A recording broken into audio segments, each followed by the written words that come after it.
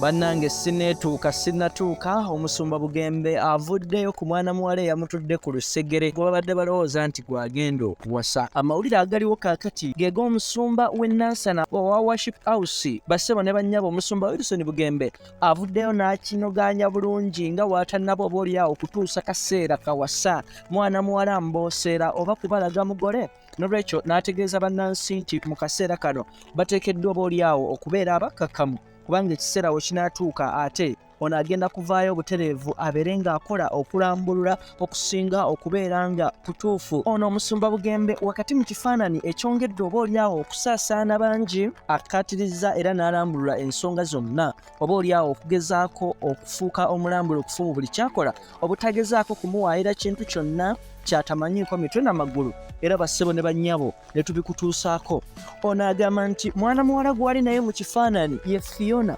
Agamba Fiona yamusisinkana wakati ng'agenda okukola ekivvulu ekimanyikiddwa nga Katonda w'abanaku mwene ensonga nga kino kyali kyatutumu nnyo bwe twogera wali ku Hotel Africana omwaka gwe twakakuba amabega. N'olwekyo agamba ng'ayita mu management eyategeka gy'osobola okuyita concert eno nga management eno eya CRK yavaayo n'emwanjulira mwana muwala Fiona era n'emutegeeza nti mu kaseera kano baali bateekwa okukwatagana obulungi obaolyawo afuuke munywanyi we. Omusumba Bugembe ekintu kyeyagamba nti yakikkiriza obaolyawo okugenda mu maaso nakyo. Wabula mbagirawo ng'Omusumba Wilson Bugembe akkiriza butereevu okubeera nga ayimba ne mwana muwala Fiona. Yamubuuza kubanga baali bamusabye ayimbe ku kivvulu kye n'amubuuza oba ayinayo akayimba konna ak'eddiini.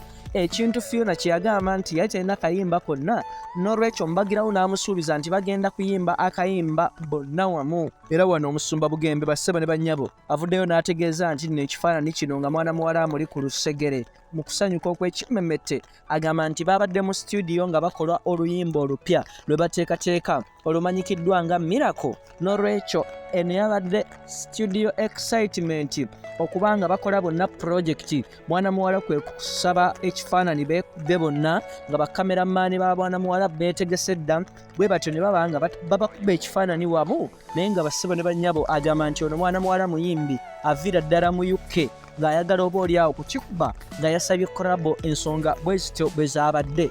Omusumba Bugembe bannansi bazze bamuteekako akazito ak'okubanga lwaki teyeeviirayo n'afuna mwana muwala gwe yeewasiza awona okugwa mu masepiki obaolyawo n'okwambala olumu essaati ezitali ngolole n'okwambala empale ezitaliiko misipi. Naye ate bassebo ne bannyabo nga musajja mukulu agamba nti akaseera ke tekannaba kutuuka obaolyawo bwe kanaatuuka kino ajja kukikola. Of course yavaayo n'ategeeza nti omugugu ogumuli ku mutima essaawa eno gwe gw'ekkanisa gy'azimba y'e Nansana. N'olwekyo mbagirawo ng'ekkanisa y'e Nansana ewedde agenda kuvaayo atulaga omugole mu bulambulukufu. Naye ng'ate ekkanisa we twogerera kaakati bassebo ne bannyabo nga woogirabaawo eneetera ddala okuba nga eggyibwako engalo ate tulinde mugole. Subscribing or sharing or commenting tweyongera okukolera okufeffetta byonna gy'osinzidde mwana wa mama mwana wa taata. Yenze Semaganda Moses Hope ku Kampala Media TV byonna gy'osinzidde.